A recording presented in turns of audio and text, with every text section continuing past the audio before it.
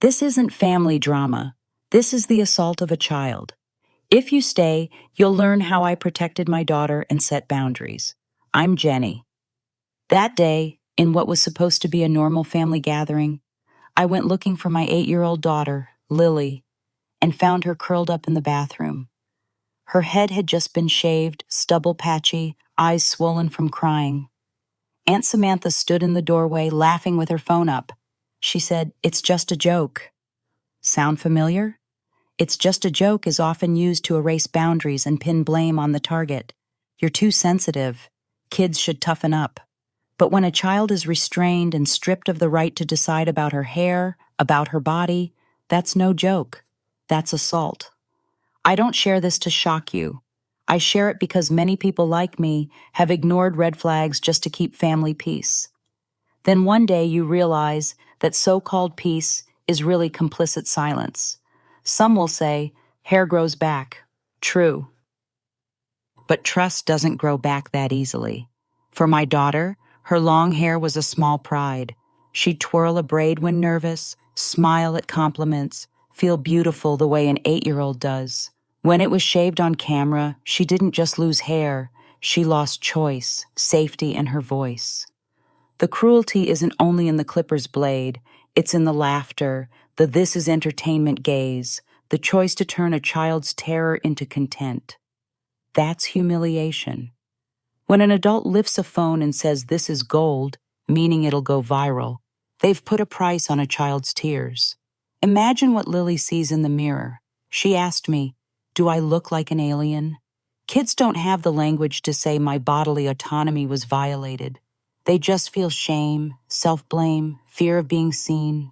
That fear follows them to school, to the playground, into every meal and every sleep, and the mother. You fight yourself, the part that wants to scream and the part that must be calm enough to hold your child. You're torn between rage and duty.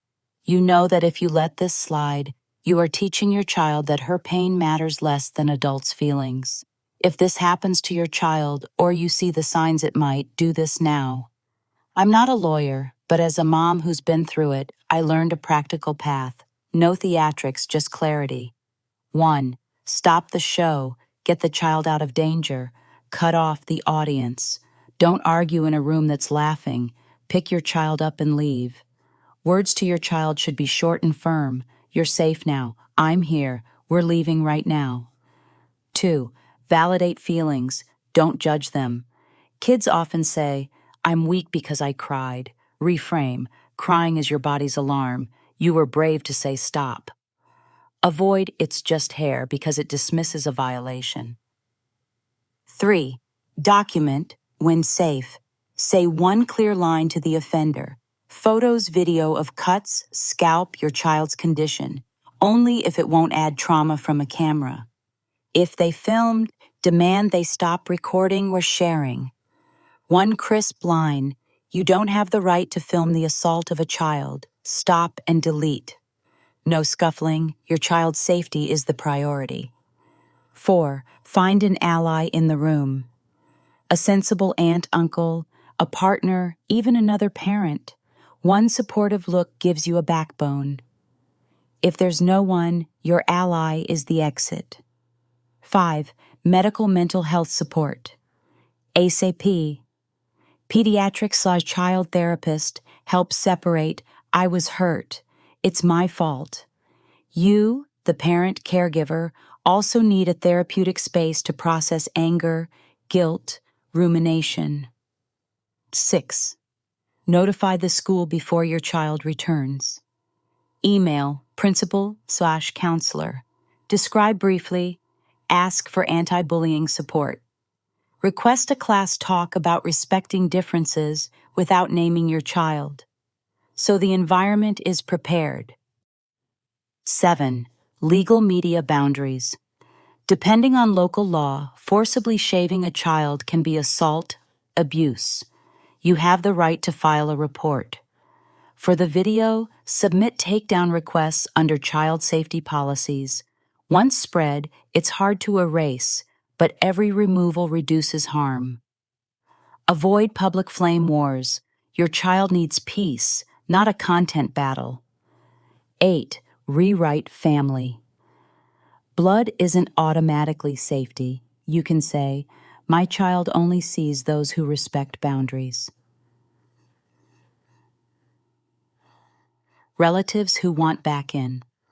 The condition isn't a throwaway sorry, it's changed behavior over time. Admit wrongdoing, seek therapy, commit to non-repetition, respect rules set by you and the child. 9. Give agency back through small choices. Let your child choose scarf flower hat, a new hairstyle, and the words to use when peers ask. A helpful script. My hair was cut when I didn't agree. I don't want to talk about it. Can you respect that? 10.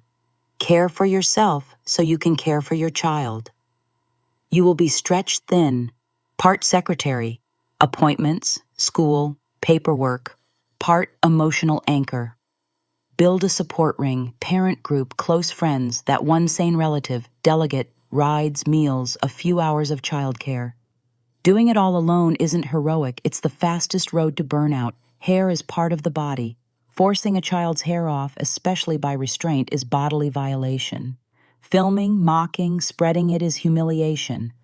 When adults around deny it, just a joke, they teach a child her boundaries don't matter. I don't want my daughter to grow up with that lesson. The moment I carried Lily out of that crowded house, I realized this. Keeping the peace at the price of my child's safety and dignity is a bad bargain. From that second on, I changed. I hope you won't need a tragedy to change like I did. If you're in a family where just joking means causing pain, where adults chase likes on a child's fear, you're not alone. Start small but decisive. Name what happened. Assault. Hold your child. Leave. Seek support. And redraw boundaries. Children don't need a perfect mother. They need an adult who will step in and say, enough. That day, I was that person for Lily.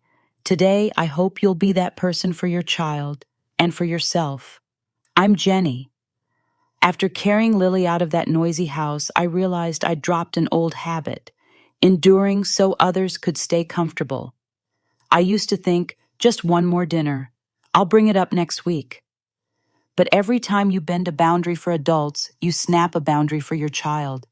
Leaving immediately wasn't because I'm stronger than others. It was because the worse option was no longer an option. Some told me, why report? Hair grows? I didn't argue. I just watched Lily sleeping, her hand still clenching the edge of the blanket like someone might pull her away. Justice doesn't erase the image of a shaved head, but justice teaches a new lesson. Your body has rights. When others trample them, adults will stand up and systems will protect you. Kids learn through repeated experience. If the repeated experiences endure, move on, keep eating dinner, your child learns. Her pain is cheap. If the repeated experiences name it, seek help, follow a process, see outcomes, your child learns she is worth it. 1. Leaving the scene, few words, high impact. To the child, you're safe. I believe you. It's not your fault. We're going home. To adults trying to keep you there, no. My child needs safety and doesn't have to prove anything here. We're leaving now. To the filmer, stop recording. This involves harm to a minor. Any distribution is a violation. 2. The first 24 hours, an emotional first aid kit. Cleansing ritual, warm bath, gentle scalp care if needed, comfy clothes. Kids often feel less sticky with the memory. Neutral food, warm, soft, easy to digest, porridge, soup, calm body, calmer brain. Sleep with an adult nearby the first night. Letting a child cling isn't weak, it's secure attachment. Bedtime reminder. Today we did 3 hard things. Left, protected, sought help. Tomorrow we take the next step. 3. Evidence legal, prep like a project manager. Timeline table, time, event, witnesses photos, fill it out ASAP. Evidence folder, scalp photos, fallen hair, clothing, screenshots of messages, group names, attendees. When reporting, bring 2 printed sets, one for authorities, one for you. Ask for the case number and officer in charge. And 45-second script, memorize. My 8-year-old was restrained and had her hair cut against her will by name. It was recorded and appears to be distributed. I have photos and witness names. Please open a case, advise child protection measures, and prevent further distribution. Video online. File child safety takedowns. Save all responses. Temporary boundary. Explore no contact/restraining options if local law allows, especially if the offender tries to reach out. 4. Therapy. A practical 6-week arc. Weeks 1 to 2, stabilize. Box breathing with the child. 4-4-4-4. Safety map. 3 adults to go to, 3 safe places at school, 3 phrases to stop others. Weeks 3 to 4, shame work. Reframe, I cried. My body sounded the alarm and called for help. Draw a shield. Fill it with things that feel strong. Music, pets, best friend, teacher. Weeks 5 to 6, agency. Peer script. I don't want to talk about it. Please respect that. Re-choosing, scarf, hat, or a new hairstyle. Small acts to restore bodily ownership.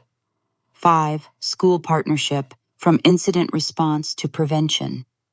Opening email, brief, courteous, clear. Dear Principal Counselor, my child recently experienced a family incident. Haircut against her will, recorded. She's in therapy. Requests: 1. Monitor bullying. 2. A brief class session on respecting differences. No names. 3. Allow hats/scarves for a while. 4. A single point of contact for any issues during the day. Sincerely, Jenny. Phone. 20-minute meeting. Bring a 1-pager. Return to class plan. Warning signs, teacher intervention line. We respect boundaries in this class. Same-day parent notification. In-class ally. Pick one friend or small group. Their supporting line. My friend doesn't want to talk about it. We respect that.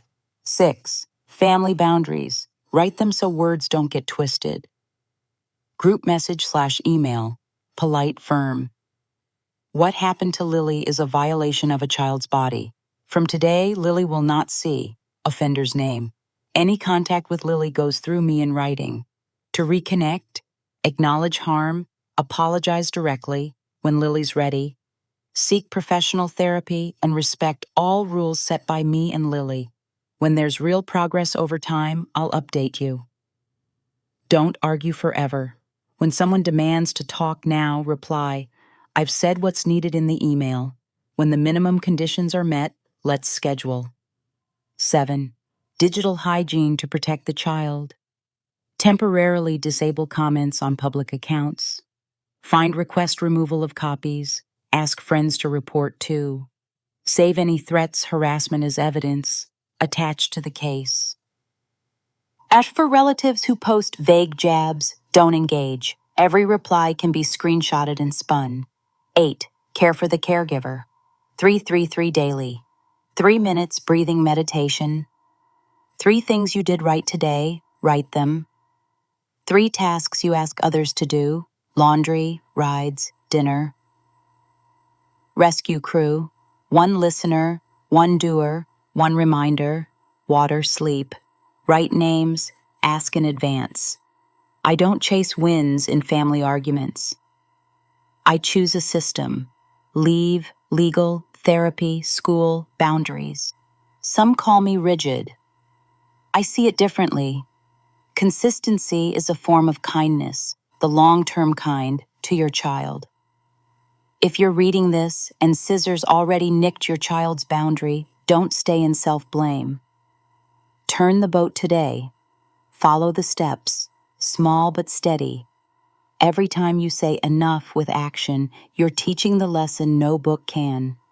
You deserve respect, and I will always choose the light. The next morning, my phone wouldn't stop. Friends sent links. A reporter asked for comment. The clip of Samantha shaving Lily's head, posted by someone in the family, spread like wildfire. Outrage flooded Samantha, but curiosity also clicked play, as if it were a mischievous trend. I knew instantly this wasn't just family business anymore. It was a test of backbone. Protect Lily against the social media storm while staying on the legal path, not dragged into mudslinging. My pain wasn't just the shaved head. It was that my child's most vulnerable moment was displayed.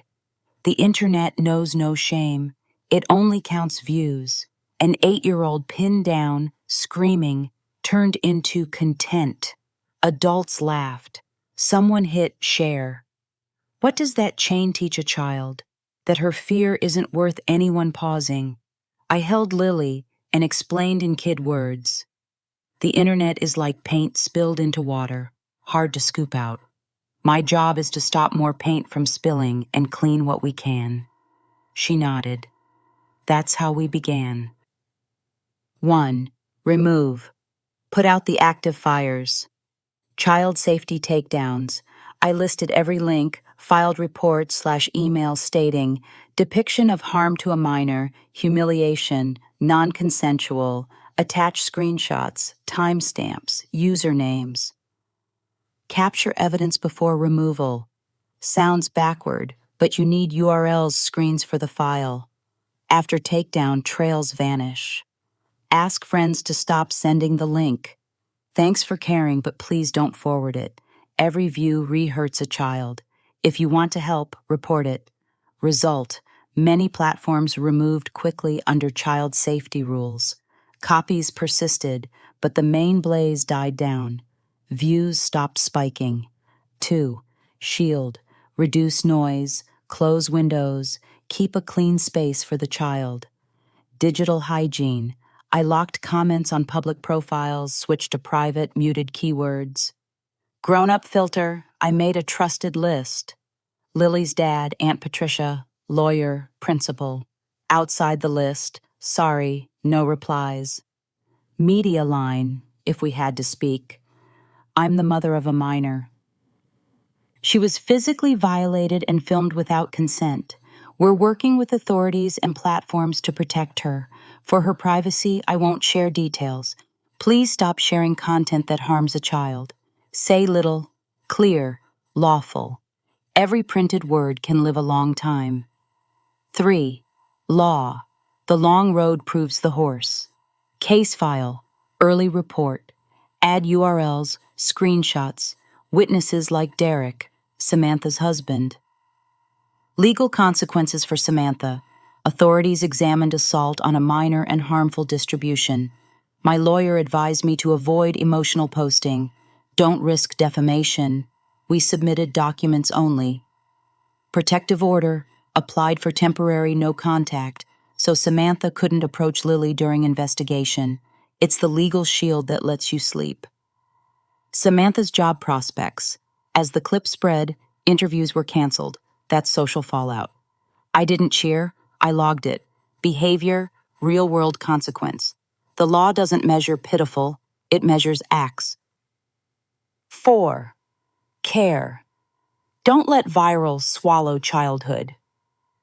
Detox rule at home for 2 weeks. Don't search the clip. Don't read comments. If someone sends it, we say, please don't. Goal-based therapy for Lily. 3 targets. 5. Name feelings when the video is mentioned, shame, anger, fear, instead of freezing. 6. Practice school scripts. I don't want to talk about it. Please respect that. 7. Restore ownership. She chooses scarf, hat/hairstyle, and who gets to know. Replace mental content. We made a private, not posted video, Lily laughing, drawing, dancing, so her mind isn't branded by that other clip. Derek called, voice hoarse. I've moved out. What Samantha did, I can't accept. He gave a statement, confirmed the clippers were bought beforehand. It wasn't impulsive. I didn't applaud. I noted an adult chose the child's side. Derek's choice sent a strong signal to the family. Silent complicity is a choice. with a cost. When someone inside the offender's orbit steps away, the just a joke mask falls faster than any argument could. Extended family started whispering, asking me to post that it was a misunderstanding. I replied with 3 lines. 1, it's been reported. I'm following legal process. 2, for the child's privacy, I won't comment publicly. 3, anyone sharing, reposting is perpetuating harm to a child. That's it. No debate. My rule, only say what I'd sign on a case file. Not every platform removes at once. Not everyone is kind. Some will say, drama, mom. I flipped a switch in my head. My job, protect my child, follow process, log evidence. The internet's job, be loud, forget fast. I kept Lily's routine steady. School, Zoe, her friend, cut her hair short in solidarity. The teacher led a session on respecting differences. That was enough, for now. As Samantha was investigated, jobs evaporated, Derek left. I felt no glee, only clarity. Each consequence is a mile marker. This is a child's boundary. Cross it, and there's a price. If you're in a similar storm, don't let the viral machine drag you into endless spats. Ride 4 rails, remove what you can, shield the space, activate law, care for mental health. The internet remembers a long time, but children remember even longer what it felt like when adults stepped up. That's the only view count that matters. The look your child gives you when you say, I'm here, and from now on, no one gets to touch you like that again. Not everyone in the family is an ally, and not all allies help the same way. After the storm, my map got clear. Patricia showed up right when needed. Kevin, Lily's dad, adjusted fast into the father role she needed. Thomas, my dad, started moving from neutral to the right side. Margaret, my mom, kept trying to drag everything back to a perfect dinner table. My lesson, reseat the circle around your child, who's a shield, who needs time, who is a boundary. Real allies don't just comfort. They share tasks, own responsibility, and respect boundaries. Patricia didn't stop at I'm sorry. She arrived early, stayed late, brought cookies, and she a plan. Who drives? Who attends school meetings? Who sits with Lily while I handle paperwork? She didn't pry about the clip. She asked, what do we need today? Kevin didn't seek credit.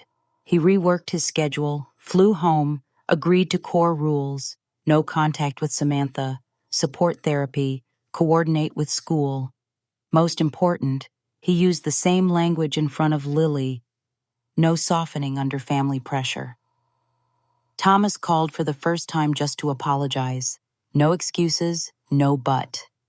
He sought counseling, accepted a repair path, visit Lily under our rules, no pushing reunions with Samantha Margaret, repeat the boundary aloud when others blur it. Margaret denied.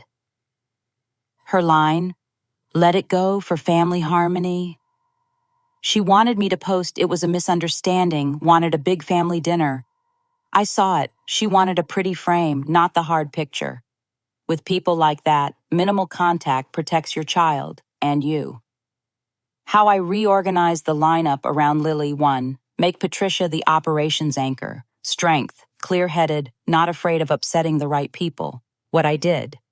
Assign concrete roles. She's school point, attends, takes notes, and logistics lead, schedules rides. Give her a proxy line to save my energy when relatives push. A report is filed.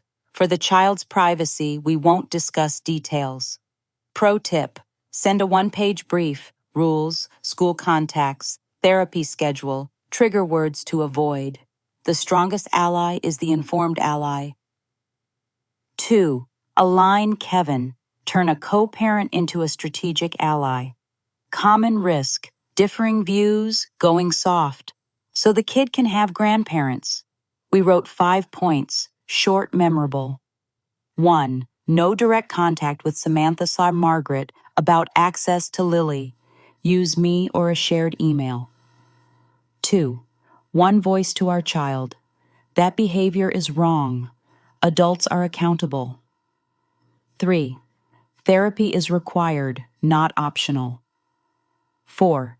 School is a partner. Honor their adjustments and the therapist's plan. 5. No social posting about the incident.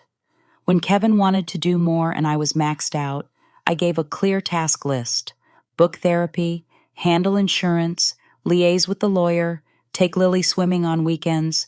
Good men often just need a runway to take off. 3. Upgrade. Thomas from silence to a pillar who says the right sentence. Tough spot, peacekeepers slip into vagueness. My direct ask, he agreed. When someone says just a joke, he replies, clean and short, that was assault on a child. When Margaret pushes for family dinner, he says, not yet. When it's safe, we'll see. When visiting Lily, bring practical gifts, art supplies, books, and don't mention making peace. Timeline. I set a 3-month marker to observe repeated behavior, not promises. Avoidant folks need reps to build new muscle. 4. With Margaret, a one-way door. I open when safe, close when needed. Hard truth. Some relatives can't tolerate truth. They can only tolerate a "we're fine" picture. My written boundaries to her. Lily will not see Samantha. All communication about Lily is via email for records. To reconnect: 1. Acknowledge harm. 2. Individual therapy. 3. Apologize directly when Lily is ready. 4. Respect all rules. When those conditions are sustained over time, I'll reach out. When she texted blame played victim, I used a canned reply. I hear you have feelings. My priority is Lily's safety. When you're ready to acknowledge the harm and work with a professional, we can talk. Until then, please use email. No more arguing. I don't pick up calls. I respond by email to keep a clean record. Alley building toolkit family sorting checklist. Shields like Patricia. Present, capable, say the right line. Co-pilots like Kevin. Responsible, consistent, execute. Learning to stand like Thomas. Goodwill, needs structure, needs time. Harm denial like Margaret. Limit contact, put it in writing, clear conditions. 3 backbone lines to repeat. 1. Lily's safety is priority number 1. 2. What happened was a violation of a child's body. 3. Relationships resume only with acknowledgement, repair, sustained change. 2-week task board. Person A, Patricia. School meetings, minutes. Person B, Kevin. Therapy scheduling, insurance forms. Person C, Thomas. Wednesday outings, library pool. No make peace talk. Me, Jenny. Legal follow-up, daily emotional care, weekly updates to the ally group. Family is a lineup, not a badge. I stopped trying to convince everyone to see like I do. I chose the lineup. Those who protect Lily stay close. Those who aren't ready stand back. Deniers stay outside until they step in with action. Once I reseated the room, Lily looked around and knew. These are my people. She slept deeper, laughed more, and walked into the yard with her pixie cut, not to perform bravery, but because the adults around her finally stood in the right places. Healing isn't going back to before, it's moving forward to better. People ask, when will Lily be normal again? My answer, we're not going back to the old normal. We're making a new one, where she knows her worth, her boundaries, and has a voice. One morning, Lily said, I want to talk to my class about bullying. I knew it was a milestone. Healing isn't erasing memory, it's switching roles from victim to someone who empowers. When a child says enough, a whole class learns to stand. Her teacher agreed to a class time. The night before, we rehearsed in the living room. I asked, what do you want your friends to feel after you speak? Lily said, that saying no is normal, and telling isn't tattling. That day, under her favorite beret, pixie hair peeking out, she began. There was a time someone did something I didn't want. I cried. Then I learned to say, "Stop, I don't like it." The room went quiet. She taught 3 lines. "Stop, I don't like it. I will tell the teacher." She ended with the most important thing. If someone hurts you, you're not wrong. The person who hurts is wrong. I stood at the back, eyes stinging. The child who once hid under a blanket was now handing that blanket to others. Shelter in the rain. Practical frame, healing plus boundaries plus new traditions. 1. Daily healing, small but steady. 5-minute evening ritual. Hardest thing you did today? How did you do it? What do you need from me tomorrow? The feeling of being seen. Milestones of agency. Let her choose. Scarf, hat, hairstyle, activity. Each choice lays a brick in bodily sovereignty. Give the body back. Activities. Swim, dance, kids yoga. Relink body with joy, not fear. 2. Anti-bullying scripts. Child speaks, adult scaffold. For kids, 3 pocket lines. 3. Stop. 4. I don't like this. 5. If you continue, I will tell the teacher. For school adults, when you see appearance-based teasing, say short and clear, "This class respects boundaries." That behavior isn't allowed here. Intervene fast. Skip the lecture. For parents, commit to don't hunt clips, don't cross-examine, don't joke on wounds. 6. New family boundaries. Write, repeat, hold. Boundary note. I sent and re-referenced. Lily won't see the person who hurt her. All contact through email to prevent fights. To reconnect, acknowledge, apologize therapy, changed behavior over time.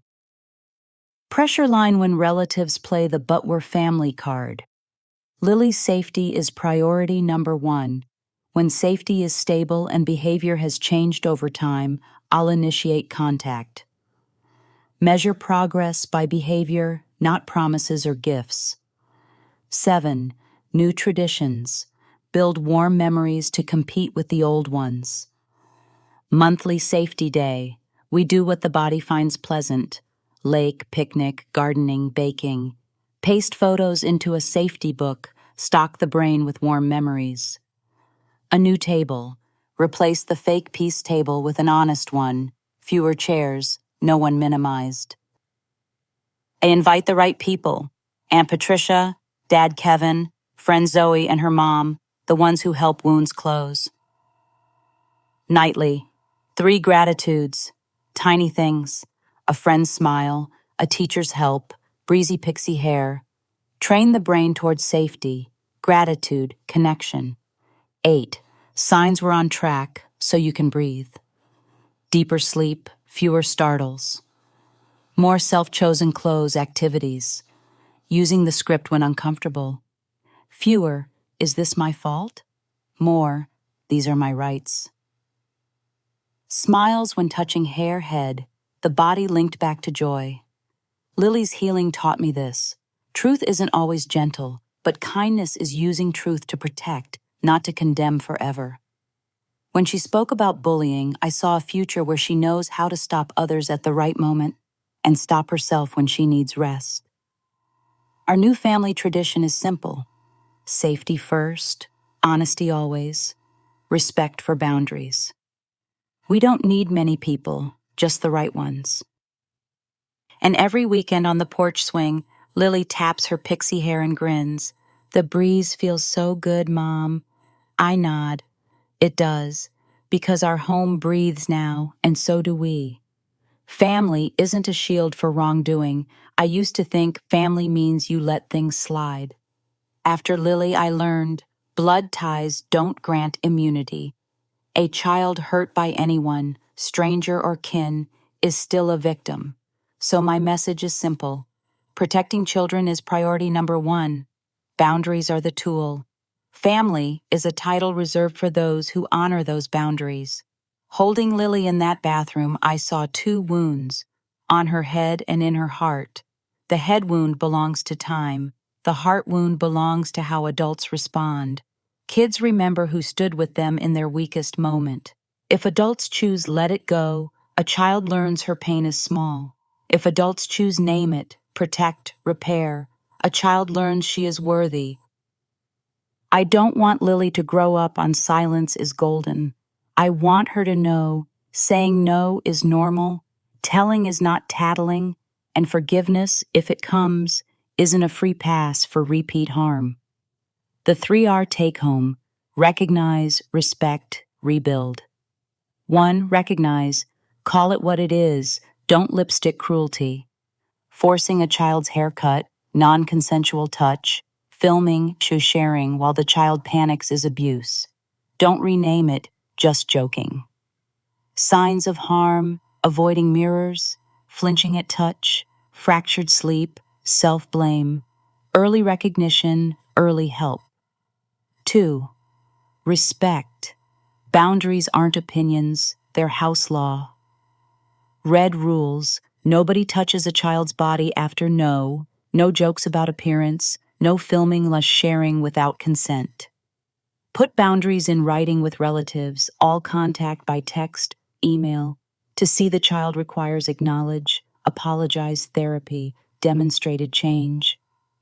At school, teach 3 core lines: stop, I don't like it, I'll tell the teacher, and ask staff to intervene immediately. 3. Rebuild. Give agency. Create safe memories. Measure by behavior. Agency. Let the child choose. Scarf, hat, hairstyle, who is told. Each choice rebuilds ownership. Safe memories. Monthly safety day. Swim, plant, bake, to stock the brain with warmth. Behavior metrics. Anyone re-entering the circle must show repeated change, therapy, rule-keeping, no excuses. An apology doesn't replace discipline. I no longer teach family is everything. I teach family is whoever keeps you safe. That can be relatives, friends, a teacher, but the standard is always safety, respect. If you need one fridge magnet line, use ours.